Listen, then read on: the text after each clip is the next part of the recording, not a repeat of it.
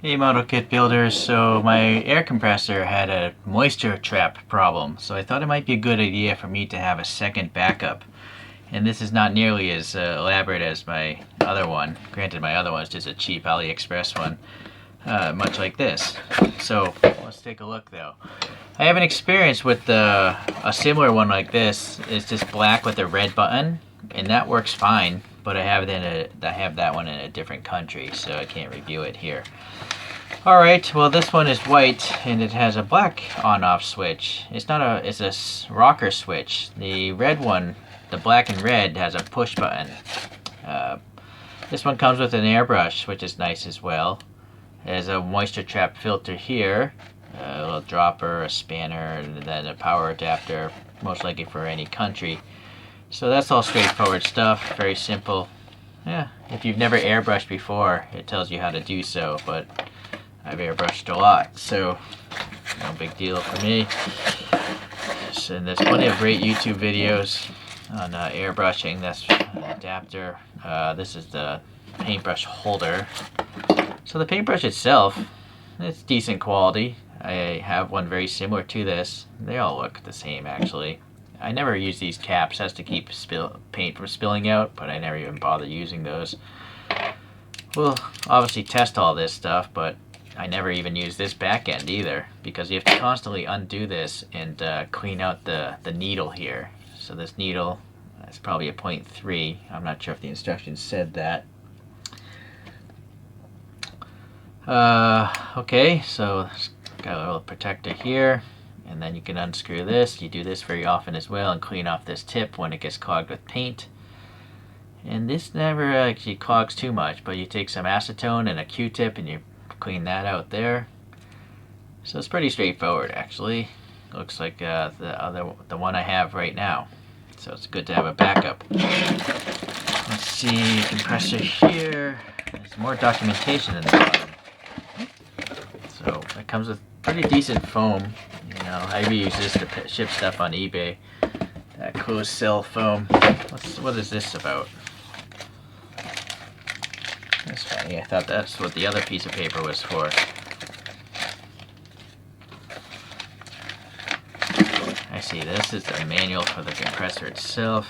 It runs 12 volts, but you can use the adapter. Let's see if this is a multinational adapter. It is 100 or 240 volts, so it switches. So you can plug this in anywhere and not be afraid of blowing it up. Unfortunately, this is those silly round European plug, which I find to be the worst design because these things never stay in the thing.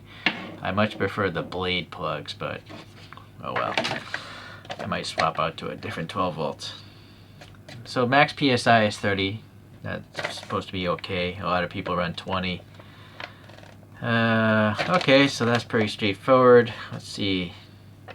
Now it doesn't really tell me which one the needle is. 130. I would have to assume it's the 0.3, but anyways, this isn't too necessary for actual use. Let's just see if this thing works. Alright, it's all plugged in. Seems like this is just an extra piece if you want to have a different hose or something, because the compressor itself just has the nub. It doesn't have anything to thread onto. At first I was thinking this clear hose is weird because I run braided hoses, but in a braided hose is black inside. You can't see how much moisture there is in it. But with the clear hose you can actually see, you know, any sort of moisture building up in there. So I think this might actually be a smart idea. Here's the moisture trap. You want to have this hooked up to your airbrush and not, you want to have it as far away from the compressor so there's more condensation going on in the tube. I have had one of these leak on me before, this little valve. This is just a standard Schrader valve core, you know, for mountain bike tubes or car valve stems. You can get a tool and replace that pretty easily. That's a perforated, like a sponge made of copper, I believe, or brass. I think it's brass. And that condenses the moisture, I guess. It lets air pass, but moisture has a hard time getting through. And so when it fills up with moisture, you hit that and all the moisture escapes. Alright, so this one already has the threaded end, and that's going to go onto this here. You'll notice there is a little rubber thing to keep it all airtight. And so that's your setup there. Here's the stand thing. So it pops in here. I'm not liking that so much because it's literally dragging the hose. Granted, it'll be a long time before you go braid away that hose, but I feel it would have been better if this was angled higher, right? So the hose is floating. Let's see. Yeah, ideally this thing would have been on the top half. Then it would be up here, right? That's a poor design choice because they could have easily molded it into the top instead of the bottom. What I'm thinking though is maybe you could angle this. See, like that. Now, the hose isn't going to scrape on anything. You still have, the paint would never fall out unless you're filling it to the brim. Yeah, so I might actually just glue that in place at an angle like that one day, or even right now. We'll have to see how long this crazy glue holds up, but I'm literally going to put a giant drop here. The nozzle's clogged, by the way, that's why I took it off. You know what, I'll just put it all on the surface here, because it'll try to glue it all, right?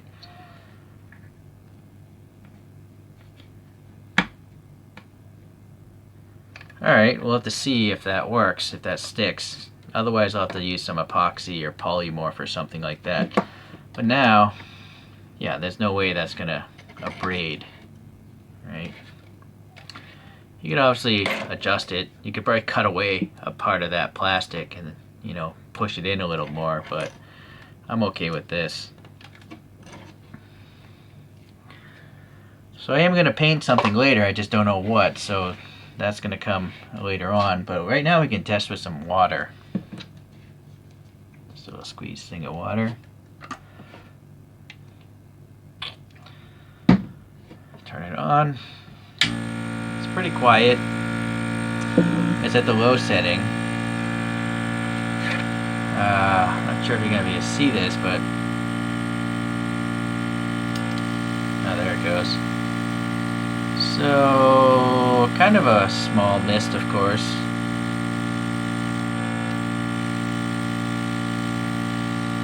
Yeah, it's definitely very low. Low power. Let's crank it up. Ooh, you can hear quite a change. Alright, that's a massive power. You can actually see the mist now, right? It's almost like as powerful as a rattle can. Maybe it is. I mean, that's pumping out a lot of water. Look at that. Yeah. So that's reassuring. If you want to, you know, dump a bunch of clear coat onto something, you can do it with that, or, you know, prime like a really large part. Or if you want to, you know, do some really fine work. It's not the finest though. Without actually some color, I don't get the impression this is doing like a pin line. But that's more of an issue I think with the needle size than the compressor. Alright, well hopefully you got the idea. I mean that spread seems okay for like a airplane model kit or a tank if you're gonna do like camouflage. But yeah, super fine lines. I'm not seeing it with this particular paintbrush setup. But I'm not really doing that kind of work anyway, so I'm not that bothered by it. Okay, let's cut away to actually painting some parts. And I use Vallejo water-based paints. I don't use any of the chemical-based paints anymore. Like Tamiya uses alcohol and then enamel paints. You have to use paint thinner and stuff, and that's just really bad for you. Even though I wear a mask with acrylics, which you should. Alright, so we'll see you in a few. Alright guys, I'm not going to turn on my lights here because, oh well, no, I think these LEDs are running the same frequency as the camera. I see a bunch of horizontal lines. But we're basically still going to be able to see what I'm doing here. So I just have some watered down Vallejo primer here. And use it in my other setup. In fact, I'm curious, is this the exact same airbrush? It looks it. The shape looks the same. 2 ridges in the cup. The ribbing here, the texture, nah, it's a little bit different maybe. This piece is different. But it looks quite identical. Very close. Alright, let's turn this on. So we're going to start at low pressure to see how fine of a line we can get.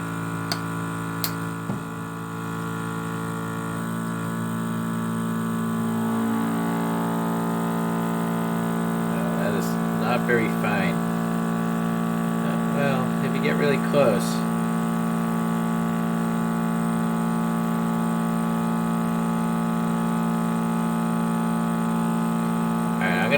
I'm holding the same pressure on my, and I'm gonna crank up the, there we go. So yeah, that's the same amount of pullback on the thing. But if I want to really crank the pullback, yeah, so that's fine. That's pretty much as big of a cone you're gonna get. I don't know if you can hear me over the compressor. Let's try a new sheet of paper here. So the next test is how big of a cone can we get out of this thing. Probably should add a little more primer. I don't want to do this too much because I'm actually not wearing my respirator because I want you guys to hear me. So, alright, it's fully cranked up.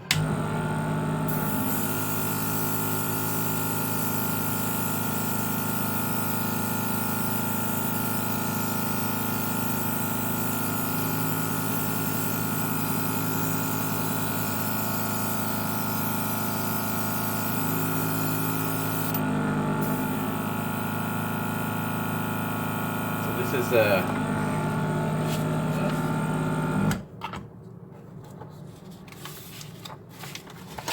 I guess the last test is to have high pressure and see how fine of a line we can get.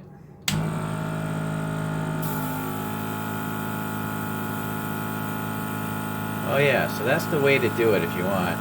Crank up the pressure and barely pull back. Seems to be putting down a much finer line than low pressure.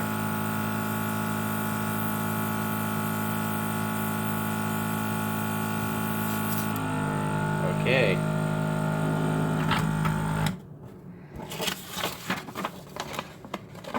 Yeah, this is just copy paper, so it's kind of rough. But that gives you an idea, I think, as far as testing that out with some Vallejo primer. So maybe I'll add in me making a model with this stuff.